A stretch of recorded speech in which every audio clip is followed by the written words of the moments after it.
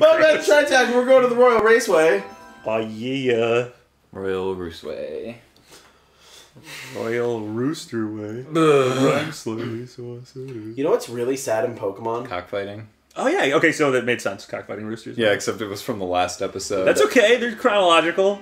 Yeah, I mean, Okay, some people will watch these in order. Back on Pokemon, though. Can we talk about the first movie when Pikachu doesn't fight and it is maybe the hardest thing in the world to watch, especially when you're a kid? Pokemon, the first movie. It made me the hardest thing in the world when I watched it. We were talking about Pokemon porn in the store earlier. We were talking about both. There was no one in the store disclaimer. Holy shit. That's Alec true. hears that one. Oh my god, there was these little kids. They were like, "Can I play Pokemon?" We were like, "You should look up this on Google." Oh, yeah, no. So that was the question, though. As a developer of a series that's as popular as Pokemon, are you proud or kind of worried that people are drawing porn of your creation?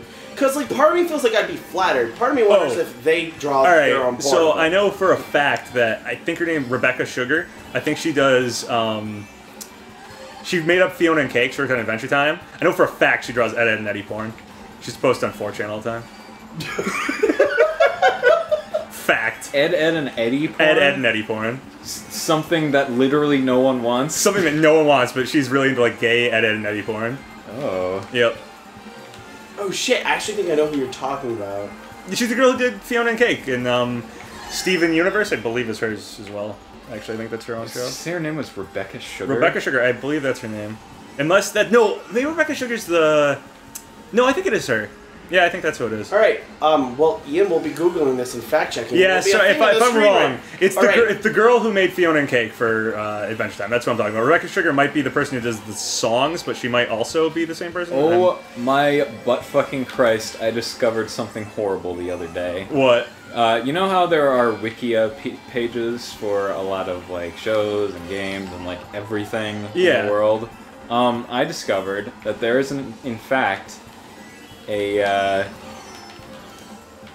Adventure Time fan fiction Wikia page. Oh god, there's an Adventure Time wiki page that's pretty good. Yeah, and the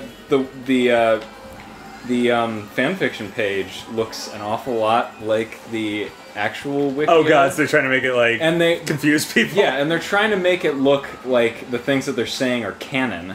Oh god. Yeah, and it's really like like, you know, I'm not trying to offend anyone who's working on that Wikia, but come on, man, come on. I was just looking for some fucking information, and you're spreading lies. Dude, Adventure Time has such a deep canon. I love it. Yeah, you can crawl all the way into the canon. Your whole body can fit in the cannon. Oh, wow, Ian, I get the joke you made. Oh, it's Mario, too, and Mario, like, goes into cannons in Mario 64. Yeah. I was like helping... everything's connected, man. This little kid came in, and he was playing Mario 64, and I was helping him get all the red coins in one of the levels, because he, like, wanted help getting a star. Because he wanted to get to the Bowser level, which he couldn't get to yet. It was so adorable and totally reminded me of, like, when I first played Mario 64. The kid also super annoying. He is kind of annoying. He comes in like every day, but he's a very little kid and he likes to misbehave and then ask us to do things for him. And his parents like don't watch him, and he just chills in the store. But he was playing Mario 64, and that was cool. He was cool in my book. No, I'm not making that joke. I'm as bad as this show is. I am not making those jokes. Whoa, fucked a little, Ian. Fucked a little. I might mute that. The line has been crossed. I have the power to mute that. I might do it. I said it, Trayvon Martin Luther King Jr. earlier, okay? The line was crossed long ago. Don't worry about it. Oh, God. What the fuck? I can't be in public. I had a really rough, like... I can't be in public. The past 2 weeks were very difficult for me. I'm not going to get into it on the show, but, like, this is very cathartic for me, making horrible jokes. I like doing this show right after our week, like, me and Sully work all weekend, so it's, like, 3 days of working and then this. So, yeah, and basically being in public for 3 days. So if anybody's allowed to give a shit for not, like, you guys will work 40 hours, I would like to let you know what it's like to work in a retail and use GameStore, where we frequently run events and tournaments, and, like... We have to play video games all day long, to talk about video games all day long. It is fucking hell. Wow, thanks. You're doing a great job. We get customers that I like... like, I don't want to say like anything bad, like I'm a bad retailer, but you get customers that make you want to pull out your hair. It's very true. I mean, anywhere in retail, it sucks. I believe the proper term for those people are shit baskets. I believe shit basket is the proper I thought term. it was scumbag, but you may be off. We'll look that up. I just can't stand them. They're a container full of something. So here's, I hope I make some people rethink their life a little bit as I dodge that blue shell. When they people that come into the store that try to use this like a bank. I don't know if I talked about this on another episode. Yeah, you did. I did. Oh, it just keeps happening. Like, just taking into effect when you go to like GameStop or any retailer and you're like trading in things because you need fucking money. You make the person behind the counter want to kill you. You make the person behind the counter go like, you're so bad at money management skills that you need to trade in your favorite video game. And like, I understand there are rough times. There are times in the world where like, yeah, maybe you are going through a rough time and you need to trade in some video games. That's fine. When you start demanding money out of us and being upset that we're not immediately giving you $5,000 fucking dollars, fucking die. Yeah. Fucking please take a cue and die. Also, just disclaimer, just in case you haven't watched like a lot of us or something like that, we do not work for GameStop or work at GameStop. Nope. We work at J Street Video Games. Nope. So, but we know that most people who sell their games, they're selling them to GameStop. We give way better than GameStop. Oh so man, fuck GameStop. This I saw this article the other day that was like, oh, GameStop is increasing the trade-in value or the cash value for their trades by 20%. Ooh. Oh, dude, did you hear about the credit card thing they're gonna do? No. Okay. Let me horrible explain this. already. It's real bad. I read this online, so like, grain of salt. But I heard that they're going to start a GameStop credit card.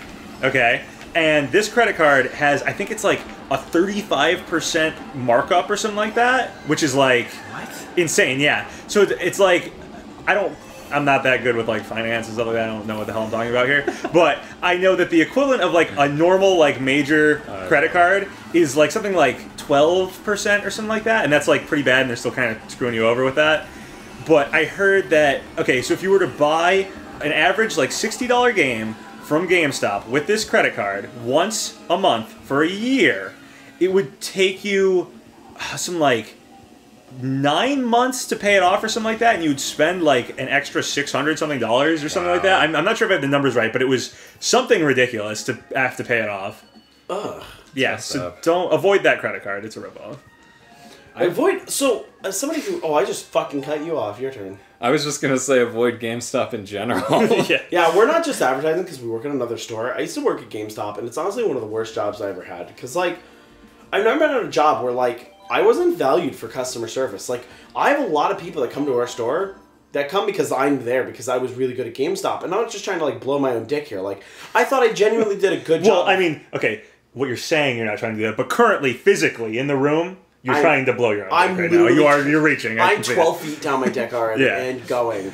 But like, the thing is like, I would try to be super nice to customers, and like they'd find me like Price Chopper, and they'd be like, "Hey, like, you know, will you take so this game right now?" And today." you're like, "No, I'm not at work." No, but they'd be like, "Hey, thank you so much for being so kind the other day. You really helped my son out or my daughter." And I'll be like, "Oh yeah, no problem." And like, they came back, but like, I had good numbers selling power-up cards and getting reserves, which I hated doing. But like, they were like, "Yeah, you take too long with customers. You know, you need to calm it down. Like, your numbers aren't as good as some of your other employees." I'm like, "What do you mean? They've been they've been fucking great." Like, it's basically saying you're being too helpful with the customers. We don't really give a shit about them. So can you stop doing that? My manager, who's local, will not be named, but if she hears this, she can fucking She would make me like, she would get upset at me when I wouldn't offer them cards. And one day I was just like, "Listen, I'm not selling this person a card because they said no already and they clearly don't want it. And I'm not going to interest them in a free card because they don't care. And if they don't care, I don't want to waste their time because I know there's a higher chance of them coming back to the store if I don't piss them off." And like, right in front of her, and she gave me a warning for it, and I was like, "Yeah, I probably do deserve a warning for it." But in all seriousness, like, I want to sell something that'll get someone to come back to the store. And if giving them a card is going to deter them, I'm not going to even talk about it. They were like, "Oh, yeah, make sure you offer Call of Duty Ghosts to them as a pre-order." And I was like, "No."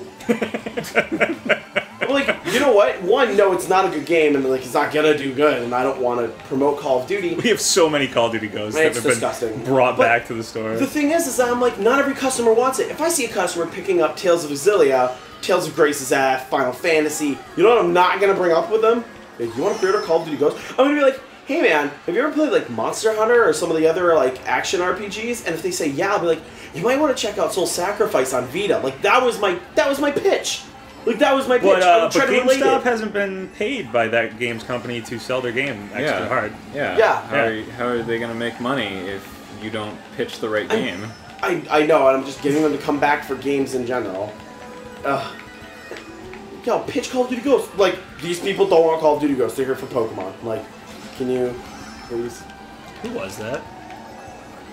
GameStop literally makes all of their money off of their shitty card, their shitty magazine, and their shitty pre-orders. That shitty magazine? Okay, so get this. And shitty magazine. Go find the fucking go find this goddamn entry. But Sonic Generations got a bad review by Game Informer because it reminded them of bad Sonic games. Like, they liked the gameplay, they liked the music and everything, but it just made them think that remember, it's taken... Sonic's bad now. Remember, Sonic's bad. Like, that was the God-given review. Like, I can't stand the fact that Game Informer basically killed all the gaming magazines, too. Because I was a huge fan of Nintendo Power, which is now dead. And Game Pro. Yeah, I loved all those things. Tips and tricks. Yeah, those. I used to buy so many magazines. Yeah. And now they're all dead. They're all dead. And EGM, I think, might still be around, but... EGM is digital. I haven't seen it. No, EGM died! Did it die? I saw it in a store, but I was somewhere else. I was like in Cape Cod or something like that, and I saw it like a Barnes & Noble, but it might have been a while ago. Fuck! On the next episode of Try Attack, we're gonna do more races, probably. Probably. Are we gonna keep playing this? Yeah, playing this for a while. We can, I'd say we can switch. Yeah, I don't care. We can do whatever. Next time on Try Attack, who knows what we'll be doing. Who knows? We'll do something. Yeah.